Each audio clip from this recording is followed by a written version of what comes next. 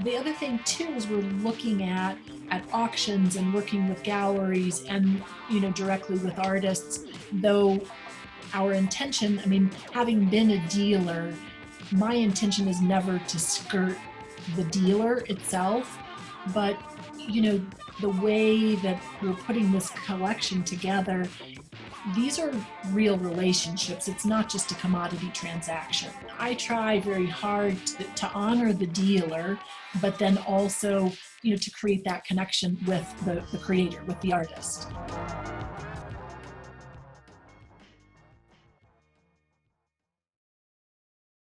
So today we have Laura Finlay Smith, who is is your title the curator of the Tia collection? Is that, or what is your exact? Yes, or head bottle washer, or Yeah, yeah, you keeper do of everything. Yes. Well, I'm really excited to have you on today. And, because I really haven't had a chance to talk to a curator. I've dealt with curators, a lot of curators. I've dealt with museum curators. I've dealt with private owner curators.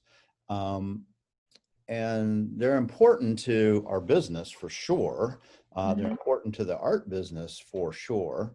And I think there's probably a lot of people who go, how do I get that job? Or how do I do that? And so we'll try to find out how you actually, become a curator and what's involved in it. And I know it's not an easy process. And I know some of your history, and you've been in the art world probably as long, if not longer than I have. And that's Right. part of the ability to become a curator, is you have to earn your dues. Right. So, but where did you grow up? I grew up in Dallas, Texas. Wow, you have And no Dallas accent. That's I amazing. worked really hard at that. But I'm a seventh generation Texan. Oh, wow. And yeah, my family started coming to New Mexico when I was in first grade. And we had a second home here, and spent a lot of time in New Mexico, and it really it always resonated with me.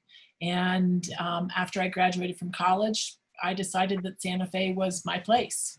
So I've been here since the late 80s. Yeah, so your folks had a secondary home in actually in Santa Fe.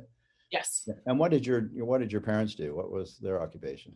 My dad was in the real estate business, commercial real estate in Dallas, and developing properties there. And then kind of for fun here, they would buy smaller homes and renovate them, and then sell them, but it was really out of a labor of love. Believing in preserving historic homes. He loved the architecture. Love the architecture. Yeah. Yes, definitely. And so that must have resonated with you too early on, as far as homes and things like that, I would assume. Well, it did, but growing up in Dallas, my mother is the Texan. My dad was from Boston, and so my mother's family was from Fort Worth.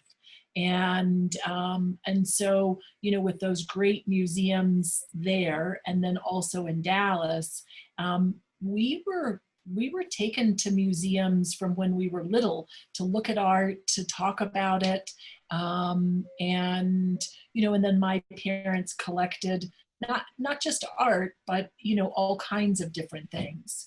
So that was also something that we were always part of or exposed to. Did they collect native art? I would think that might be kind of a natural if they're in Santa Fe.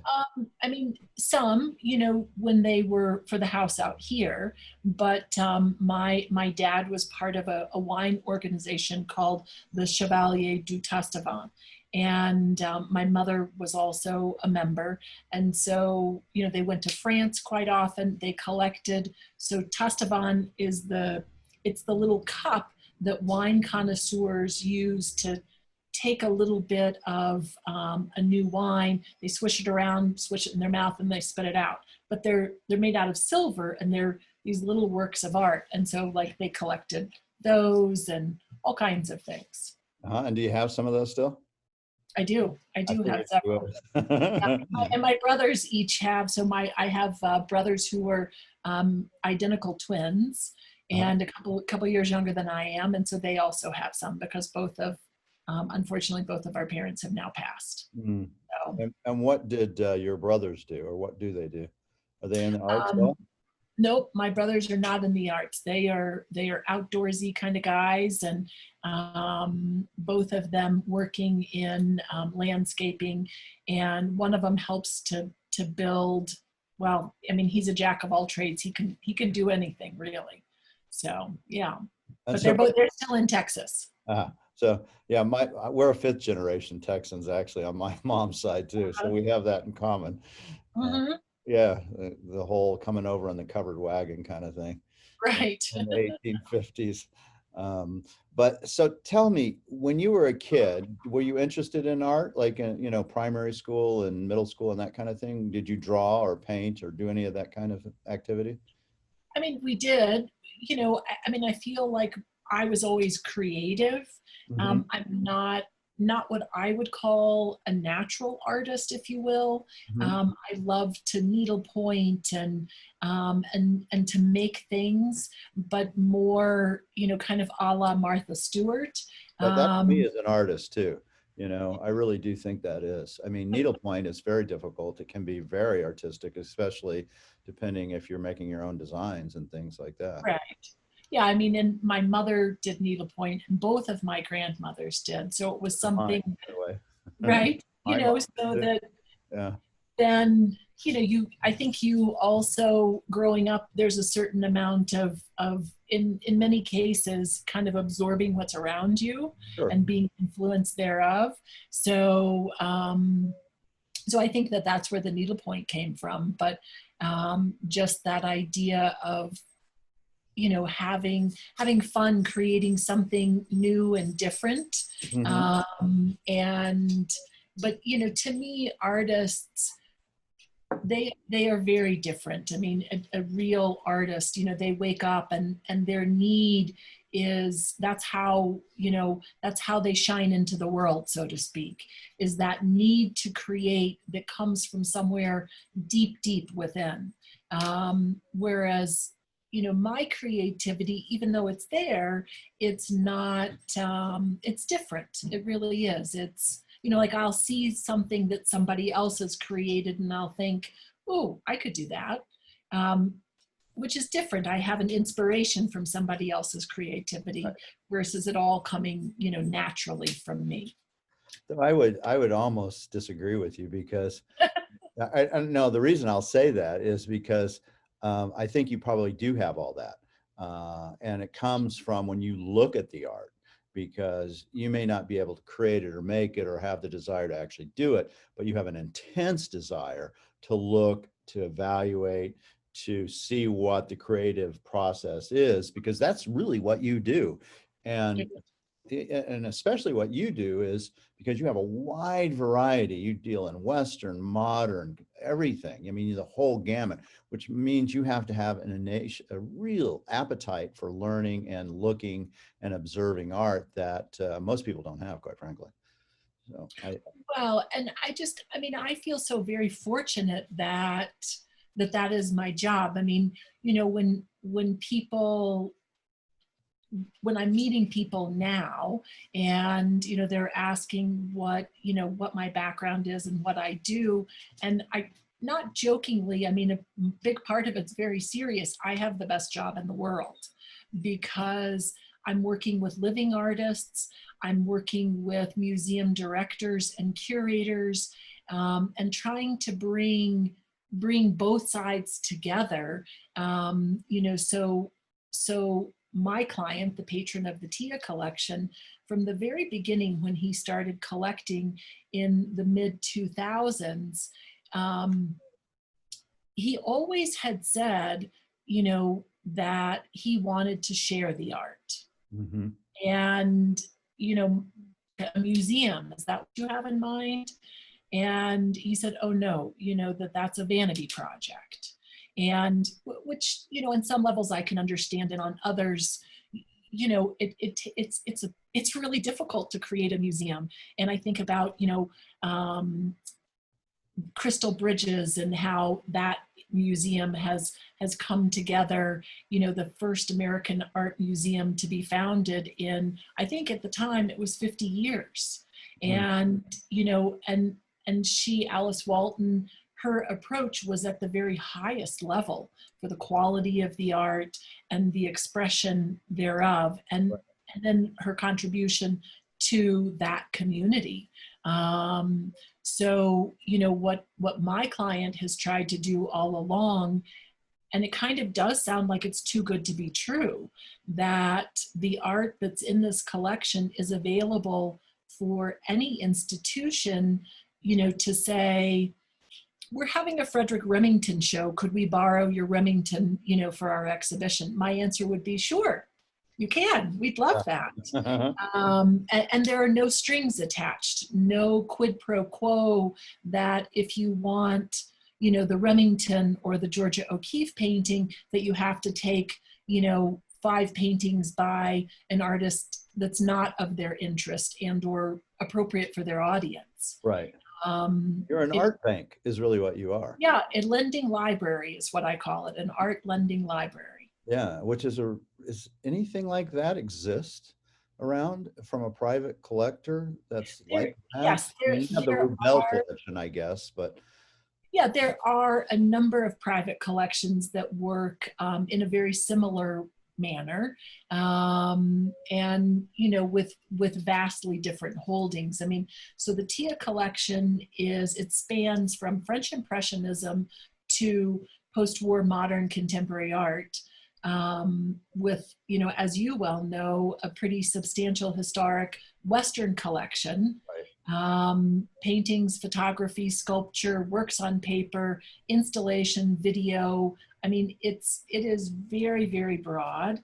And, some institutions know the collection for the Western art, for the, let's say, related to the New Beginnings show that is currently traveling, to several institutions in the United States, and aren't aware of the fact that, there's work by extremely well-known, post-war modern contemporary artists like Damien Hirst and Yayoi Kusama and Jim Dine and Sir Anthony Gormley, and we could go on and on. Right.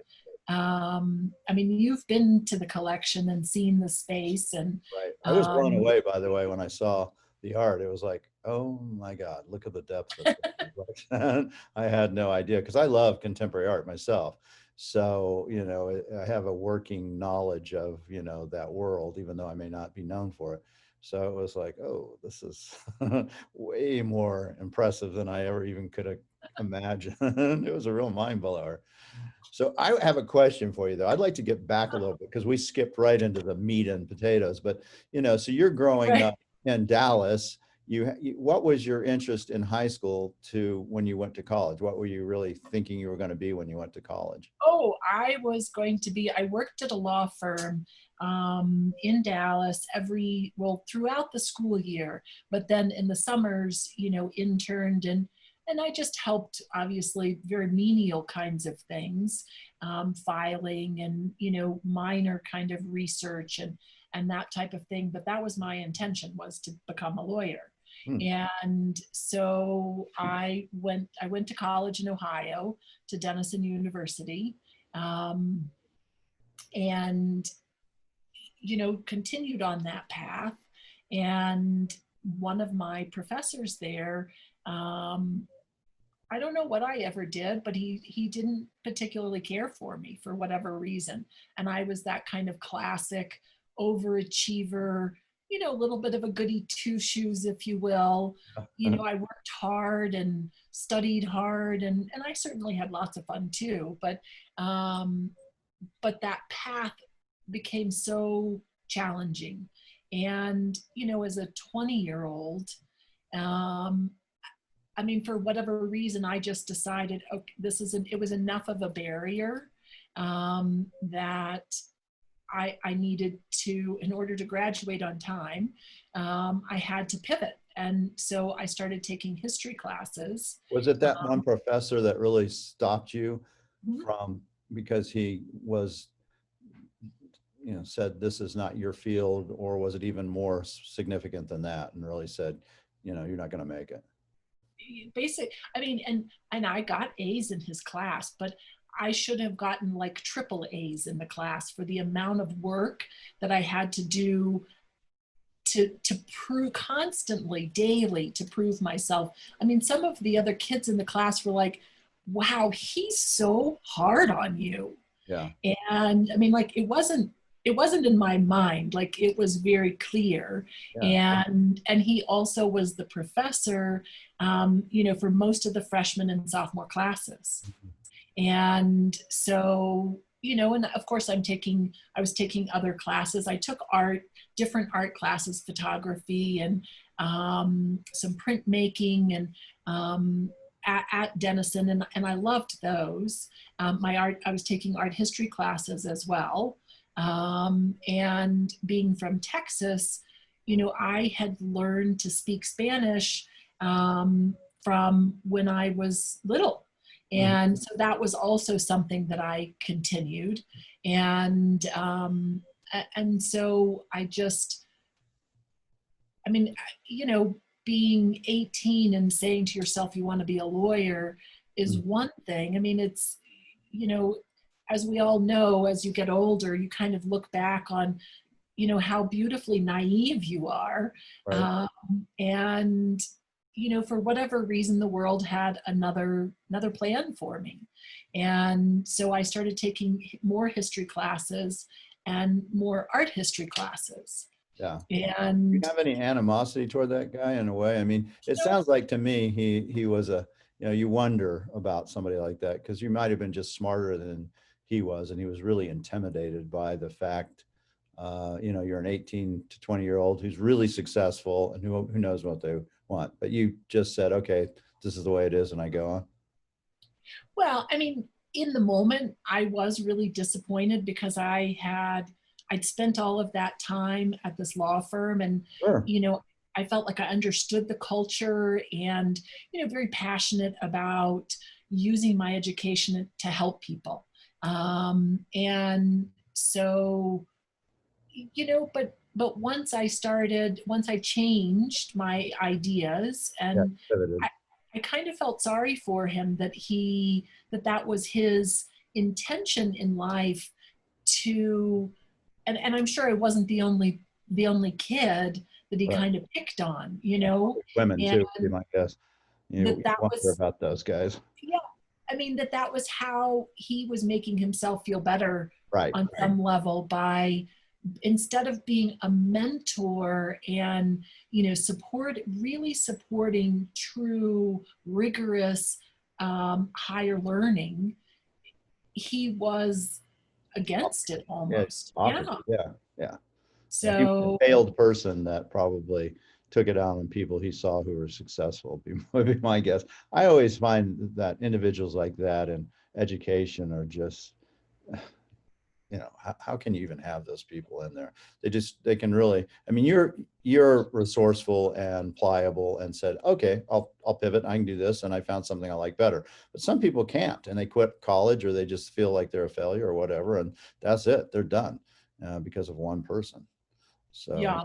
Well, I was lucky too that, my parents were very supportive, yeah, that helps. and, and they, I mean, for all three of us that, that we could do anything. And so, the idea was then, well, so what are you going to do? What Right. would you like to do? Right.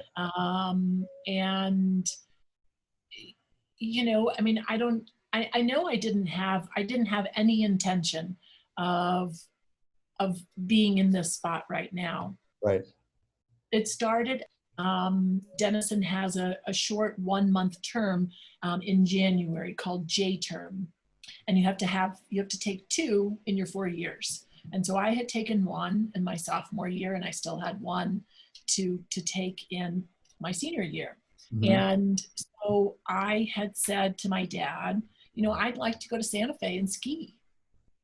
And he looked at me and he said, well, what's your January term going to be about? Right. And I was like, well, maybe are there some friends that you all have made, somebody I could work for, that January term and help and do whatever.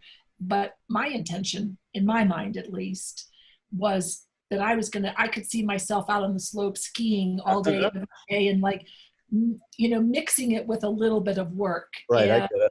yeah, I did that was, one of those in medical school in St. Petersburg. I remember it quite well. so my dad said, how are you going to pay for that? And I looked at him and, it was not my first, but it was a real like awakening. And we had quite a long conversation about, you're getting ready to graduate from college and, you're going to have to start taking on these bills yourself. And I'm thinking, but wait a minute, I just wanted to go ski, And so it turned out he called Jerry Peters. Yeah. And he's like, hey, Jerry, I've got my oldest kid, who has this grandiose idea of coming to Santa Fe for skiing. And, could you maybe give her a job, help her out?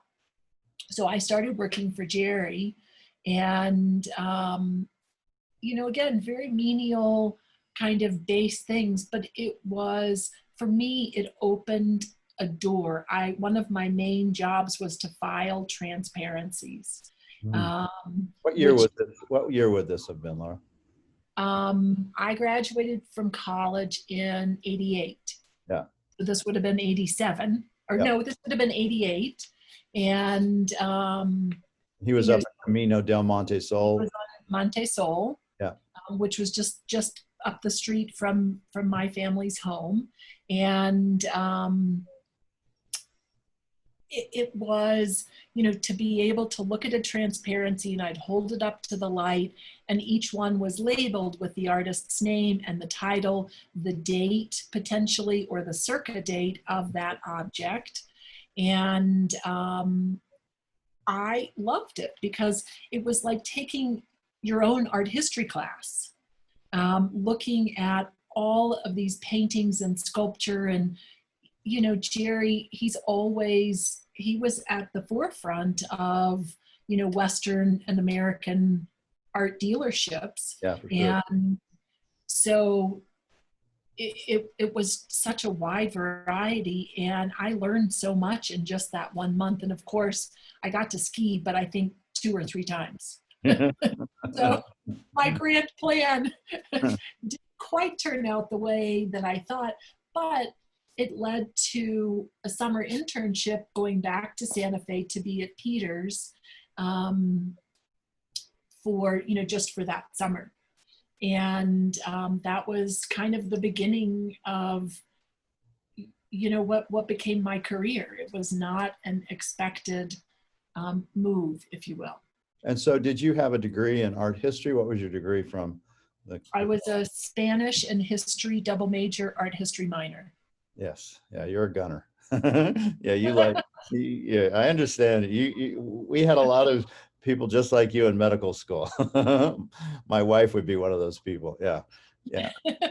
Yeah. Now you want to excel and you want to do your best. And, I'm sure speaking Spanish has actually come in quite handy, hasn't it? Oh, I mean, and just the experiences that I've had, like last year for Day of the Dead, a friend and I went to Oaxaca and, we had arranged with some local guides to take us up to a number of the different villages where they don't speak English or they speak very little. And, to have conversations that are more than just rudimentary. Yeah. To be able to talk about their art and their inspiration. And as you well know, Mark, being in Santa Fe with the folk art market. Yeah. And I'd say, people would ask, ¿de dónde eres? Where are you from? And right. And I'd say, oh, well, that I'm from Santa Fe, Nuevo Mexico. And, oh, that they had been there for folk art. And, so there was this connection that we had that I could have potentially missed if I didn't speak Spanish. Yeah, no, it's a great skill set, especially in New Mexico, having grown up in New Mexico. So when you finish, so you go and do an internship at Jerry's, and what happened after that? So it turned into a full-time position. And I was working under Gail Maxon Edgerton, um, who, gosh, Gail kind of did everything at the gallery. Yeah. Um, Yeah, she she did. worked, I remember.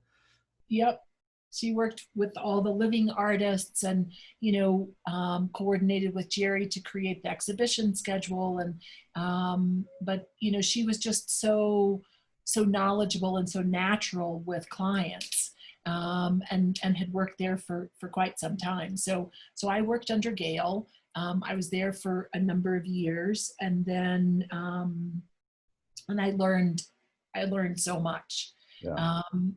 Just working with living artists is very different than, working and selling historic art. And sometimes a challenge, I mean, often after I'd moved on to Matteucci years later, and, people would say, who's your favorite artist? And inevitably that question would come, during the summertime with lots of deadlines for advertising in our newsletter and invitations and whatever. And I'd be frustrated and I'd say, I like the dead artists because they make every deadline. you know, No, you know that well. yeah, no, I mean, it is a different skill set working with deceased artists. And it's interesting, you'll see most gallerists don't have a lot of deceased, they just have living, or they have just deceased and not much living. And it doesn't seem like they, cross over. I personally like both tremendously. And I'm probably actually more in the living artist camp just because I enjoy working with artists so much. But part of it is getting the right artists and the right mix and not getting people that, you can't deal with, and vice versa, I'm sure as well. So how long were you at Jerry's place, at his gallery, Gerald Yeah, Peters? I was at Jerry's for 3 years. Mm-hmm. And then I worked for John Schaefer. I kind of worked for everybody in Santa Fe. I worked for John Schaefer for about a year. He had just opened Peyton Wright, and This is like then 3 or so. mm-hmm. Yeah. And when I was at Peyton Wright, I met Jeff Mitchell. And Jeff and his wife Janet, right, and Pam and Don Duncan. So this is when it was Mitchell Brown Duncan. They were talking about moving to Santa Fe, and then they did. And Jeff had said to me at one point, I'd like to talk to you further. And, so I kind of explored that a little bit. And then I worked for Jeff for a couple of years, when he had his little gallery, when he and Don had the gallery there on Delgado. Mm-hmm. You got to see Maynard Dixon's. Yeah, definitely. Yeah. I remember when he had the book signing for Don Haggerty. Yep. And a really beautiful, little Dixon show at the time. Yeah. So, and then, Jeff decided that perhaps it was better for him to close the gallery and to focus more on, working with the private clients that he had, and not to have so much exposure, quite honestly. Right. And so, but he was very, very dedicated to helping. There were 3 of us that were working for him. And so Kari Taylor, he had called Mark and Richard at Zappin Lampert, and made the introduction for her to them. And then for me, he had called Nidra. And so that's how I started working at Matteucci. Mm-hmm. And so you started working for her in what year was that? Like 96? 96, I think it was, 95, yeah. 96. Uh-huh. Yeah, and so when had she bought that gallery from Forrest Finn? How long ago? When did she buy that? I don't remember. I think Nidra bought the gallery in 1989. That sounds about right. Yeah. So it had been going for a while. And of course, Forrest had built his own clientele, and it was Aerosmith. You probably know that history, that Rex Aerosmith was part of it at one time. And so what was that like working for Nidra? Because you worked for her for quite a while, right? I did. It was, I mean, every single day was, such a learning opportunity. Yeah. As you know, I mean, the gallery is very large, and with the Or- 1 acre sculpture garden in the backyard, and but a mix of living and historic artists, Yep. primarily Western, but also American and modern artists. And so, I mean, I loved it. So many people visiting Santa Fe are from Texas, and I knew a lot of people who were coming in, and in some ways it was kind of like Old Home Week, Mhm. and I got paid for it. So, And you so got to go out to that pond during lunch. I love that pond. I actually yeah, made a pond like exactly. that at my house. Uh, that was inspired off of her pond. It's just so beautiful. Yeah, Yeah. beautiful. So We were just over there this morning, actually, and how it's nice is such that? a Yeah.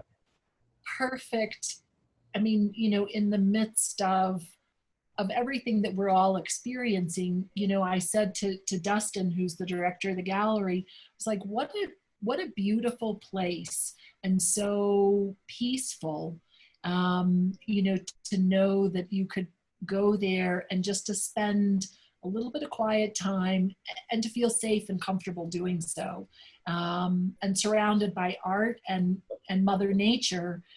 I mean, I don't think you can get any better. Yeah, no, you can social distance and do it outdoors, and she could still have openings this summer if she chose to. I don't know if she's doing that or not, but we're all outside.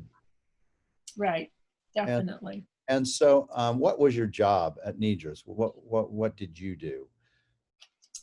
So the first few months that I was there, I was just kind of learning the artists and just a salesperson. And she represented a number of living artists who I had been exposed to, but I didn't know, much about their background and their history. So that's really what I focused my time on. And then, I mean, Matucci's is kind of like, um, it's like a chamber of commerce of sorts. I mean, you're asked about restaurants that you Yep. suggest and places to go, and so it's so much more than just about art. It's about being in Santa Fe and being in New Mexico, and then they hadn't had a director at the gallery. Um, I think it had been about 6 months or so. And so they asked me and another coworker, Alexis Buchanan, if we would, take the directorship together, that I would, work with all the salespeople and the interns. And then Alexis would be in the office and work with that part of the staff. So it was a pretty large staff. I think there were 20 some odd people, Oh, that's good. mid 90s, Yeah. and with quarterly newsletters, monthly advertising, exhibitions starting in May every 3 weeks. And then one of the things that Nidra and Richard Matucci, when they bought the gallery, a part of the way that they gave back to the community, if you will, was by allowing people to rent the gallery for parties, for fundraisers, etc. Mhm. And so we had 3 to 4 of those every week. Every week. Every week. Oh my. Mm-hmm. I mean, Yep. particularly during high time. Yeah. And Yeah. Nidra was on the board of a number. She was on the O'Keeffe Museum board. She was on the Opera board. And so all of these organizations that she was part of, then, they were using the gallery as well for functions. So I mean, it was fun, but they were long days, Oh, some weeks were really long. But definitely the heyday, if you will. I don't remember the year. I mean, I could be wrong, but I think it was 98 was when we had a a show for Glenna Goodacre. Uh-huh. And Glenna and her husband, Mike Schmidt, had just gotten married. And so our kind of marketing approach was that it was an opening, but it was also their wedding reception. Oh my gosh. And so I'm not joking. We had, I mean, all kinds of fire codes were broken that night. There were thousands of people in the gallery. Yeah. And I mean, literally, we sold art all night long.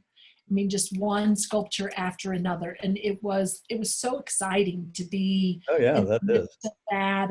And, you know, and wow, what a celebration for your wedding, right? Yeah. And that's really, you're right. I mean, 98 would be, that's really kind of that peak time, the mid 90s to even 2000, I think, for Mhm. the Santa Fe style, Santa Fe art.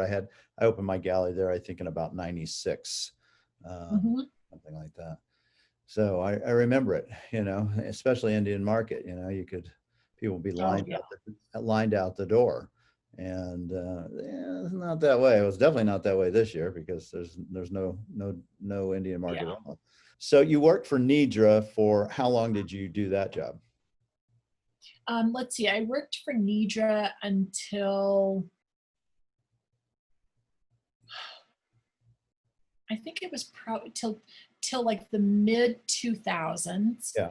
I left and I worked at American Country Collection for a couple of years, hoping, very high end furnishings Hmm. and kind of home environments, if you will, the Yep. way that I that remember that store place. was curated.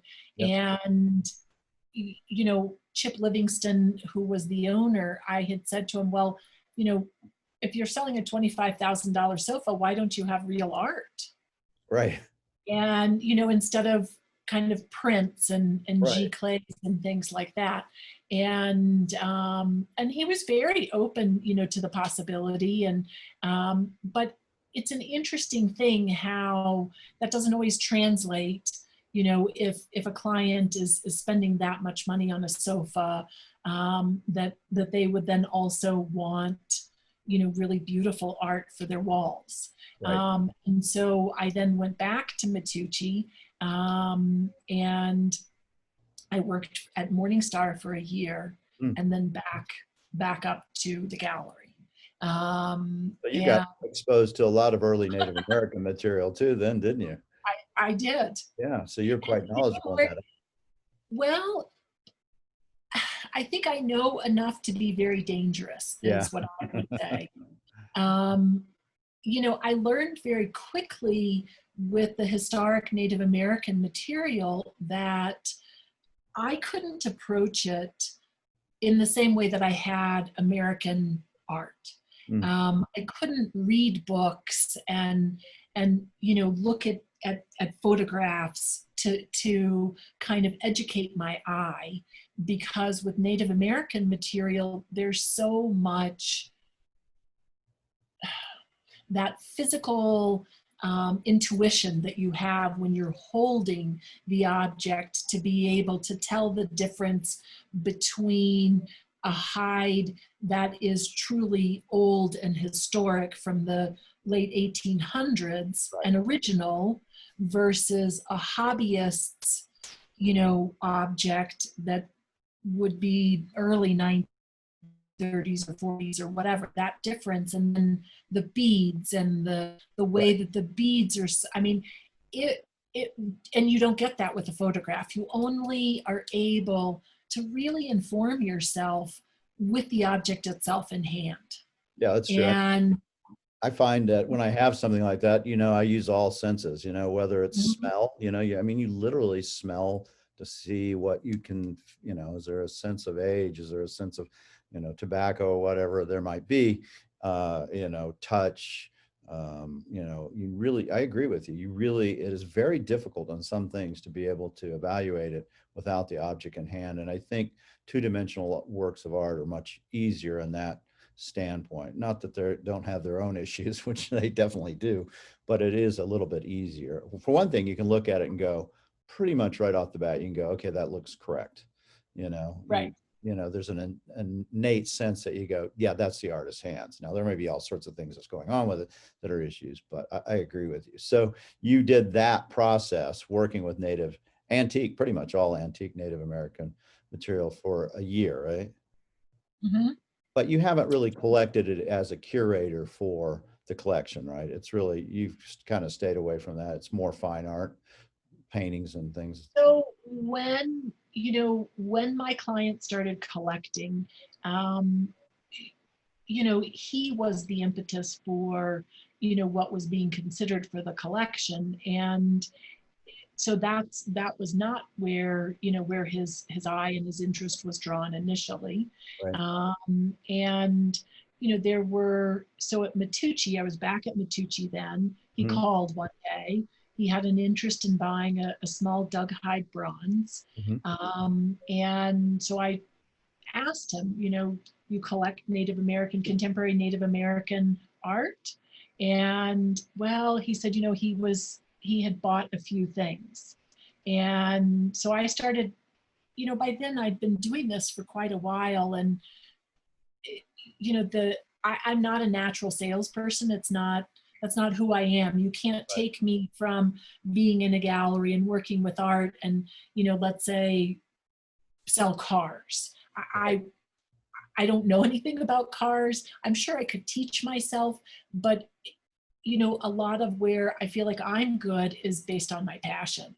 And so, early on I was kind of asking him questions. Have you collected these artists or considered these, or, trying to help understand his process. And so it started a conversation between the two of us, which was really remarkable. He was doing research and looking on the internet and looking at the gallery's website. And I'd come in the morning and there would be this whole long list of 20 artists, and he'd say, I'd like to buy these. And I'd take a look at the list of artists and I'd think, okay, so what is all of this? Like, what do all these elements, how do they come together as one, or do they not? And then, just me innately, I think, okay, well, that's a nice, let's say, E. Martin Henning's drawing, but maybe not one of his best, and so, and I think it's part of who I am. I mean, I'm a mother, and so, and at that point, my daughter Emma would have been maybe 10. Mm-hmm. So you're kind of in that mode in the way that you're looking at life and explaining things. And so instead of just saying, okay, here, let me write all of this up for you. Here's your discount and where do you want it shipped? I started asking him a lot of questions and having this great photo archive at Matucci from going all the way back to when Forrest started the gallery, and sending him images and saying, these are probably the 5 best Joseph Bacos paintings ever. And this one that you're thinking about, maybe this isn't the opportunity for you, but here's some more information about him. And then I'd go on to the next artist. And, like another time I remember we were having a retrospective show for Glenna, and, a very long list came in.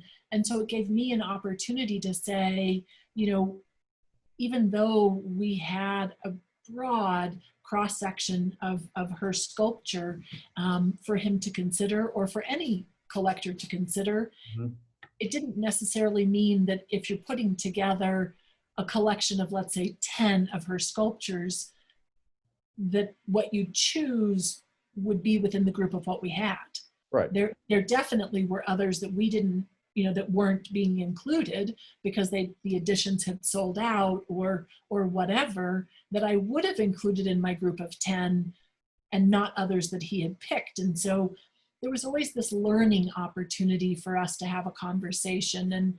And later on, he told me that, he said, I was the first person in this endeavor in collecting art that told him no. And It's a he's really definitely, important thing. he's not someone that many people say no to anyway. So, but I didn't look at it that way. Yeah, you were being honest, and that's the Yeah. difference, and I think a lot of times in any situation of sales, people just want to sell, right? And if you really care about your client and you care about what you're doing, you edit for them, you help them grow something that's of quality, not just bulk. And that's what you were doing.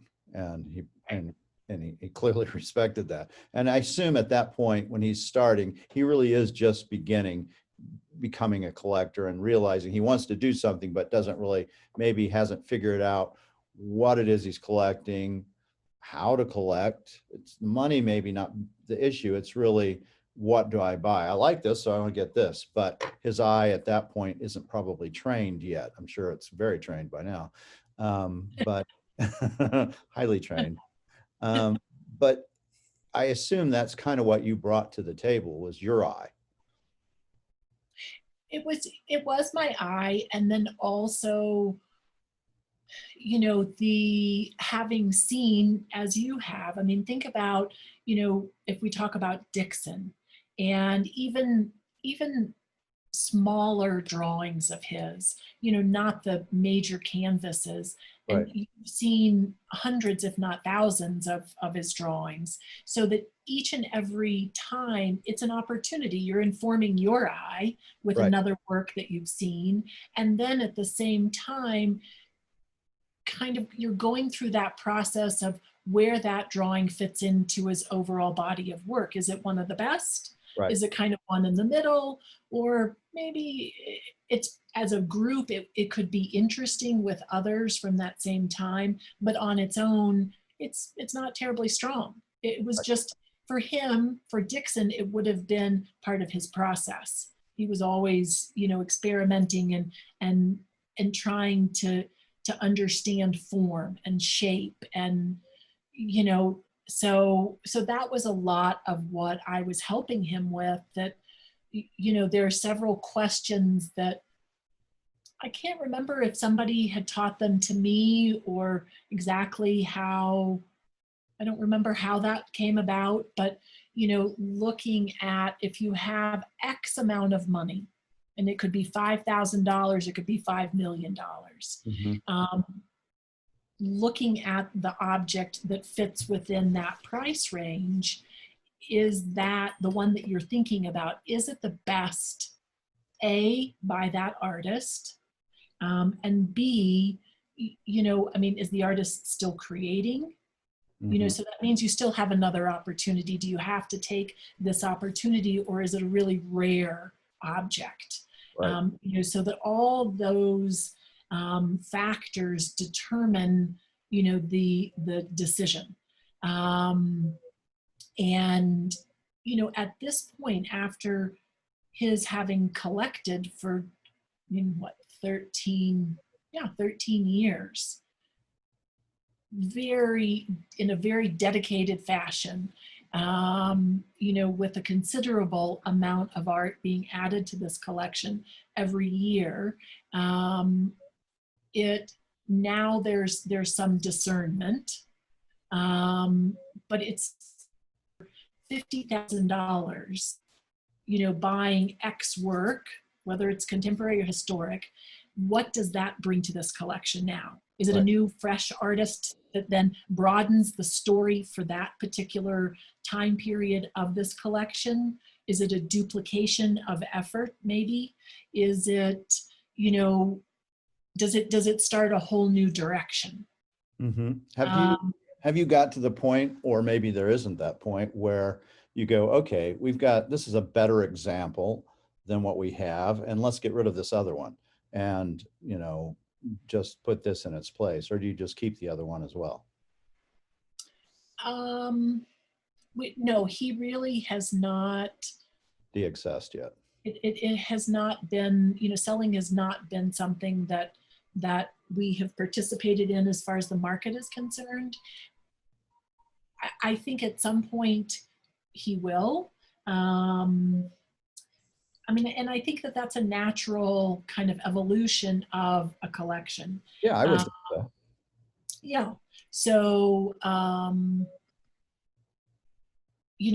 as much as many objects are being added, I mean, like this last year, I mean, there were, several hundred works added to the collection. Mhm. And not all major works either. But still, we really go through a lot of discussion. There's very little that is kind of off the cuff, capricious, I'll buy that. You know, there's a lot of back and forth, and my trying to share information about that artist, his asking more questions, than his trying to understand what I was just saying, how that work fits into the collection, or not. That's an interesting part of the process too, of coming to the realization something that you think could be perfect, maybe as much as you want it to fit and to work, it doesn't.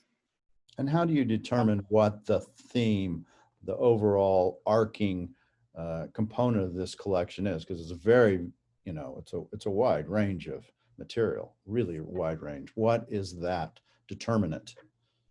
So, in addition, in the very beginning, he has always talked about this collection as being global. Mm.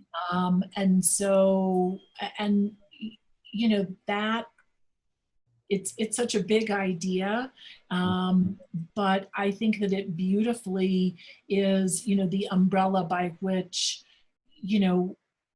he's creating this collection. And like after we had the opening for New Beginnings in October of 2018, the historic Western exhibition that opened at Scottsdale Museum of the West. Right, which is um, he and I sat down, and I said, not that this part of the collection is complete, because there will be great paintings that will become available right. that could further, what's been created, but it was in pretty good shape, with a wide range of artists represented, certainly the big names, if you will, but Right. then lots of the contemporaries of the Taos and Santa Fe artists that no one had ever heard of. Yeah. It wasn't just a checklist of the favorites. And so, I said to him, okay, this part is good. This garden, that's another analogy that I use, that you have to tend a garden to keep the weeds out and to nurture some plants that need a little bit more water or fertilizer. And I said, what are you going to do now? And because it's such an opportunity to continue broadening this collection, and at the same time, thinking about what's already been established, having relevancy between, kind of the old part of the collection, if you will, and then the newer. And so, over the last couple of years, there's been a real focus and dedication on contemporary Native American artists. Oh, that's and fantastic. It's been, gosh, it's been so exciting to learn, about, I mean, there's so many, there's so, not just with Native American artists, I mean, with art in general, as you well know, there are so many clever, talented artists out there who I wish I had 48 hours in every 24, to be able to learn and to understand and just to have the exposure to their work. And so when you look at Native American artists, are you primarily looking at sculpture and flat art, or do you also take in things like Marlo Catoni, who does these contemporary weavings that are just insane, or people that are doing Jody Falwells of the world who do really contemporary pottery and things like that? Is that part of the component? So the natural progression was certainly for paintings, works on paper, and sculpture, because within the collection, one of the artists he started with in the very beginning was with Alan Hauser's sculptures. Sure. And so, we're fortunate. I think that we've got 12 works, Mm, all stone pieces, mm, with the exception of one bronze and then one early work on paper. And so, kind of using that as our nod forward. mhm. Um, yes, that is where it started. I mean, just recently, he started asking questions about artists and wanting to understand, how they fit in to that bigger, broader picture. Sure. And so we're not quite there yet, but certainly working on it as far as other, Native American art forms are concerned. Yeah, I would think. I mean, I would think if you collect a Mateo Romero, you need a Diego Romero as well. I Right. mean, the Of bookend course. is really Yeah. just working in different, media But and we do have Cara Romero's photography. photography. Yeah, and that's right. We're starting the path. He's wonderful. I get it. Yeah, Yeah. So definitely. it seems like that would be a natural that you focus in on that and then you go, okay, there's a whole other thing here as Yes. well that really should be, to tell the story, you have to almost. And to Right. fill that garden, you can't just have tomatoes and peppers. You need some Right. corn and some peas and some other things that maybe even arugula and some things that you normally may not consider. Right. And I think that's wonderful that you're doing native artists. Have you considered looking at other things too, like African American art and what's Yes. going on there? Because that's a really amazing area of some of the material that's being produced in that community as well. Like, I don't know if you know who Leonardo Drew is, but Yes. he's a guy that I collect actually for my own collection. And, he's amazing. I don't know if Mhm. you have him in your collection yet, but if you don't, We know that, but yeah, I'll give you his number or his gallerist number. Yeah, he's really wonderful. And so what have you done on that front as far as like African American art? I'm trying to think. There have been kind of a handful of artists, who's not just Native American, but African American, that we have collected. Native American, let's see, we have added a couple of paintings by Kent Monkman. Mhm. So one is currently on loan to the Philbrook Museum, called Victory for the Water Protectors. And then the second painting is called Death of the Female, and that is getting ready to be sent out to the Autry Museum. We've added several wonderful works by Edgar Heapabirds. Let's We see, have I'm trying Tony to think. Abeda's work, I would We think. have several of Tony's. We actually just bought I would have said before I saw it a very large, now I would say a huge early Tony Abeta from 1991 that just had come up at auction. He Uh-huh. did that as a commission for some people in California. So the other thing too is we're looking at auctions and working with galleries and directly with artists, though our intention, having been a dealer, my intention is never to skirt the dealer itself, but the way that we're putting this collection together, these are real relationships. It's not just a commodity transaction. Right. I try very hard to honor the dealer, but then also, to create that connection with the creator, with the artist. Yeah. And sometimes it's a bit of a balance, but let's see, we added a beautiful work by Marie Watt, who's in Portland, and James Lavador. We've been extremely fortunate. We really, really have. So how do you go about finding artists? Do they because probably, dealers know who you are for sure, and if they get great works, they show it to you. But how do you find those new artists or artists that you may not be familiar with? Is that incumbent on you doing research all the time and looking, or do you get people who are artists that are presenting their artwork to you on a regular basis? It's a little bit of everything. We so Tia collection has been pretty under the radar. Part of that by design, if you will.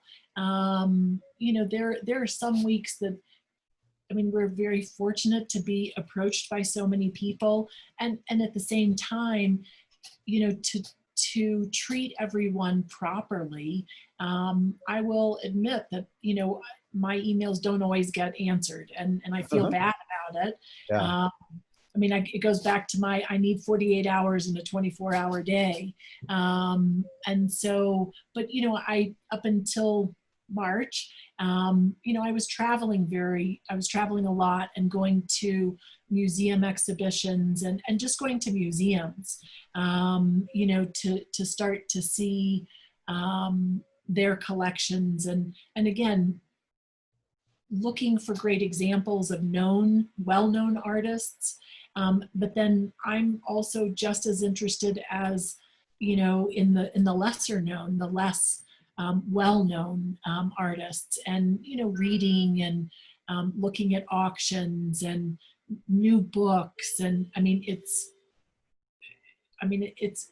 a lot of work, Yeah. and, processing a lot of information, and then what dealers are saying to me, and, suggesting about artists that they represent or that maybe they don't represent, but they're really passionate about. It's all of that. It's all of us coming together, to help a collection like this. It's definitely not something that I'm just doing all by myself. It takes a lot. It takes that village, Yeah. So when you find somebody that you like, you see that's unique or different, or there's something you can see it fits into the puzzle, then you'll present that to your collector and say, here's a potential. It's, it may not even be a piece that's offered to you, but just someone that you think should be on their radar. Yes. Yeah. That's a lot of work for you. That's an amazing amount of responsibility, really. But, so much information is coming to me. Like yesterday, I'll give you an example. There was, I'm trying to remember, I think it was through Art News that an email came in about a podcast, that the artist Hank Willis Thomas was having, it was an interview talking about, his social activism, and how that is, it's the basis of his work. And so that, fell, 2 months, 3 months, whatever it is, after I had been at Crystal Bridges in February. And they had, oh my gosh, it was such a moving exhibition of his, from very early in his career all the way through to, current work that he's creating. And so when I was at Crystal Bridges, I took video, I was taking photographs of works in the show, and then the wall tags that, were telling about some of the particular pieces. And then, when I got back, I created a whole email for my client. Here are these images and the stories from each one of the pieces in the show. And then I had linked to his website. And, so that was kind of the beginning of like saying, this artist is so talented, but, and then for me, I'm drawing connections within the collection, to other artists, other specific artwork, etc. So when the email came in yesterday about this podcast, for my client to be able to hear him in person, his words, not mine or museum director or curators, but his own words about his art, so like that's a simple thing. I just forwarded that and I said, remember this show that I saw at Crystal Bridges and the email I sent, blah, blah, blah. So it is this very ongoing, I'm sure that there are days for him that are daunting because I'm sending so much kind of unrelated information to him. Right.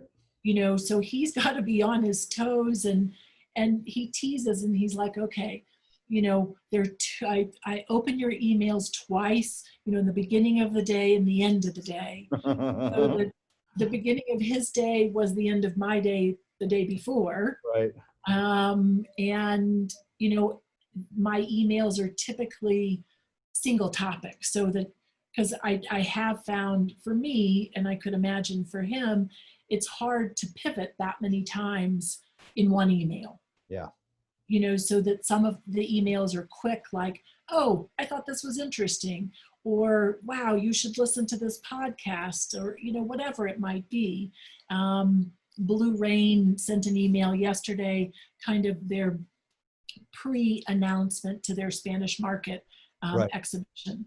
And so I sent that on to him, and I was like, wow, I don't know, you know, a couple of these artists, and thought you would enjoy. And so then he responds back, you know, wow, I love these works, you know, ask for more information. So Yeah. it's a lot of that kind of back and forth. And then, I mean, not all the time, but there are times and I send information and I don't hear anything. So that's his nice way of saying either it doesn't resonate with him, or maybe he needs more information, or he needs more time to consider, you know, to process that information. It could mean any number of things, but so then it will kind of sit, you know, and I've got a whole running list, and then I'll think, oh, I haven't heard anything about that, and then I'll bring it up, and you know, we'll either talk about it, or maybe that's the end of the conversation. So Well, I think it's interesting that, fun. you know, and a good learning experience for artists, dealers to listen to something like this, because it's clear that an email that's sent to you on a show is important.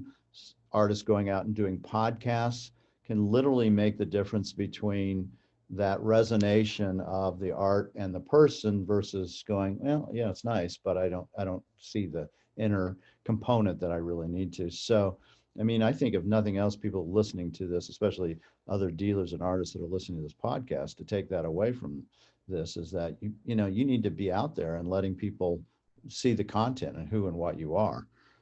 Because otherwise, you know, it might not ever hit your, you know, your email. And clearly getting into a major collection like the Tia collection adds prestige as well, and you get exhibited all over the world basically when they loan out the pieces. So I find that to be, so it shows how important being a curator is into the whole cog of how this works, from the dealer to the artist to museums. And so be assured I'll make sure all my emails are going to your to your email address. Sorry, Laura, you're going to get some more. I assume they probably already do, but if they don't, we're going to make sure of that. So now you've been doing this as a curator for how many years now? Since 2012. I left the gallery at the beginning of the year.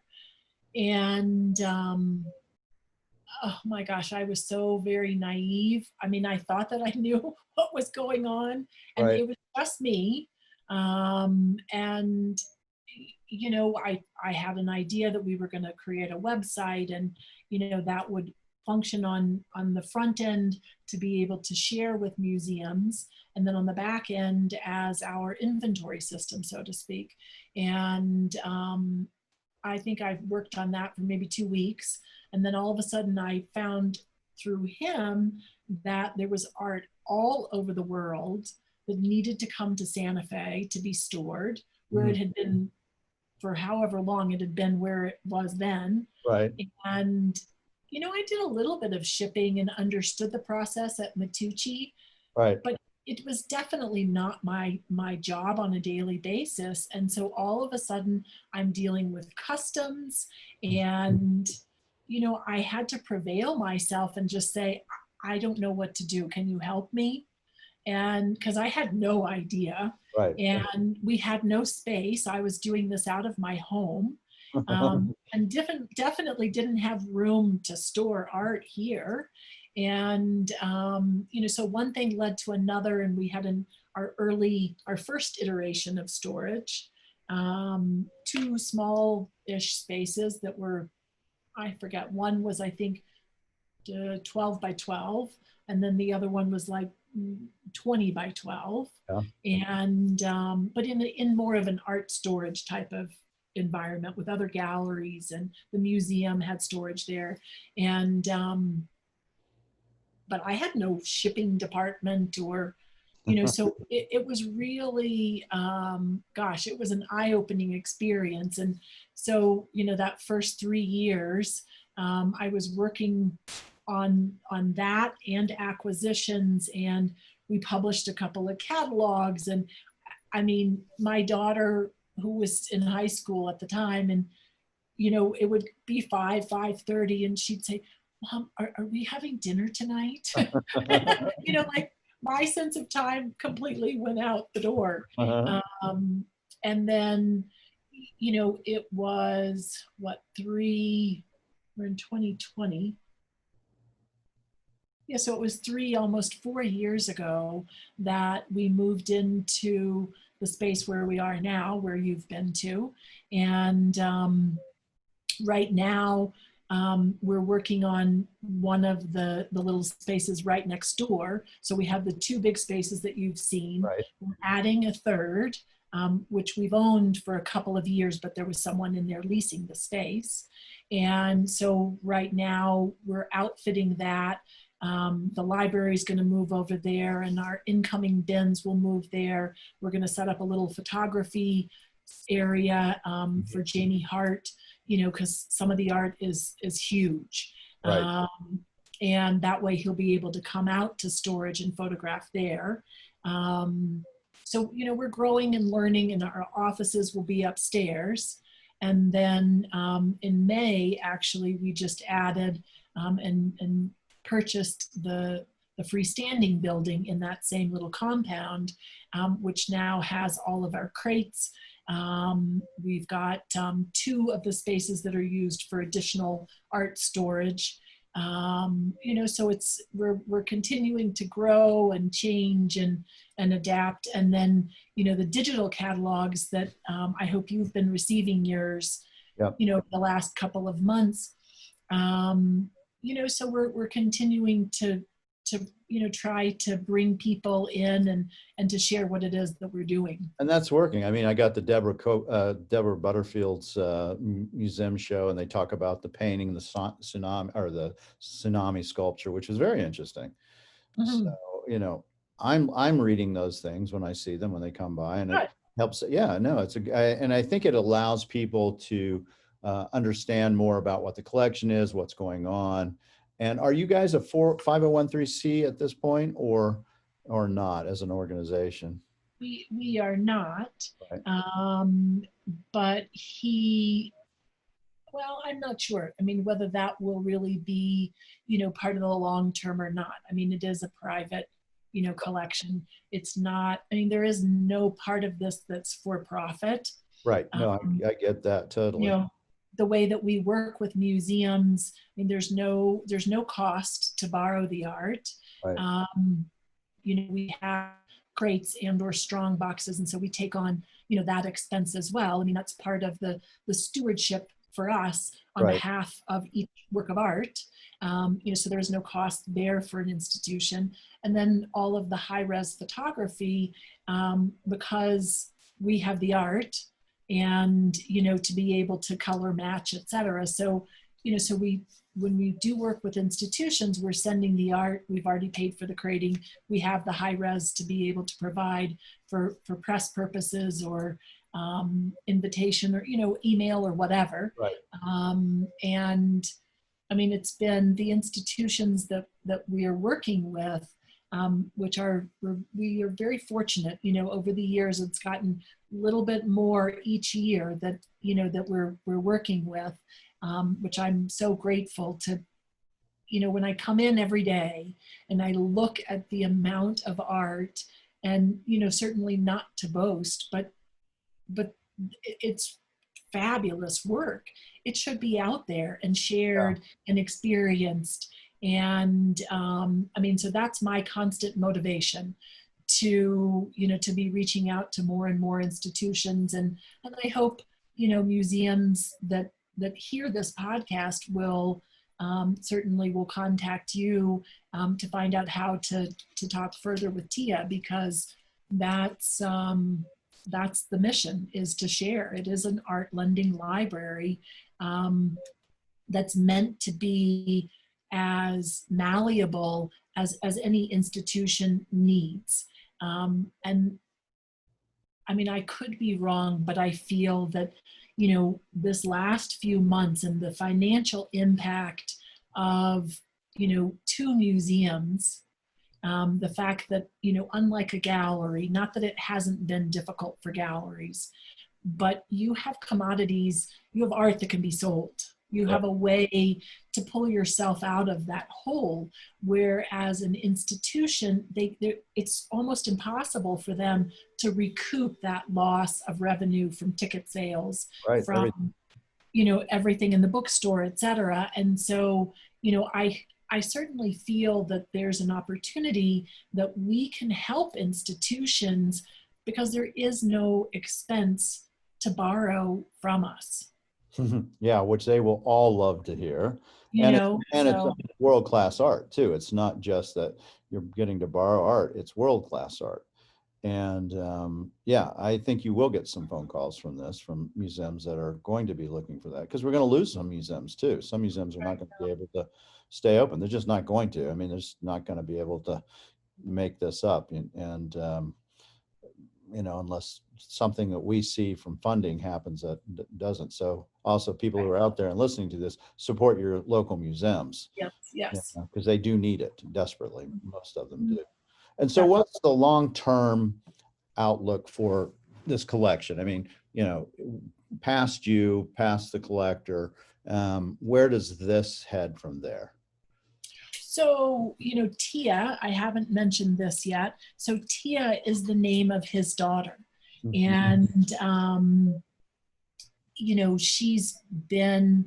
she's been the inspiration for him all along. And from my perspective, I mean, thinking about a young girl, so we've always tried very hard to collect and focus on women artists, both historic and contemporary. And, so that growing up, she has all of these mentors, if you will, to surround her. She's very creative. She loves photography. And so, I mean, she's probably got, I don't know, maybe another, 10 years or so before, I mean, she's got to finish school, so she's in college. And, but she's already taking, a real interest in this collection. She's been with her parents to visit many artists on their family trips. And, so, kind of similar to the way that I grew up, where, we were exposed, these experiences, part of your memories. And I mean, I'm sure at the time when she was little, 6, 7, 8 years old, sure, I bet it was interesting, but it was probably not exactly where she wanted to be that moment. I can assure you it wasn't. My kids were at the gallery openings and they were underneath tables and things coloring and wishing it would be over soon. Right. We have to go eat with Ed Mel afterwards. Can't we go home? Of course, now they cherish those moments, but. Of course. Well, and I'm sure, like seeing works in your collection that they might have remembered, like when they first came to the house and you all began living with them. It's this multi-layered, lasting effect that in the moment it is what it is. But with time and with maturity, they're all able to look back on it, and there's real depth and meaning to the experience. So, and that's something that, I mean, it's a very special thing, I think, to be able to share, with our children, going to museums, visiting galleries, knowing artists, etc. So, for the long run, I mean, I hope that we will collaborate more and more with institutions and, not just place or share one work of art, but, a group of artists, like the Philbrook, this last year, they took, I think, 6 works. Mm. And one of the pieces was in an exhibition, and so they had to wait, and we shipped it to them late, so it's kind of an ongoing kind of connection with them. And so, but then there are other institutions, like the Autry has the casting of Alan Hauser's Sacred Rain Arrow, which, is the image that's on the Oklahoma license plate. Mm-hmm. So they have that monumental casting. It's a 25-year loan. Mm. So that's kind of where the relationship with them started.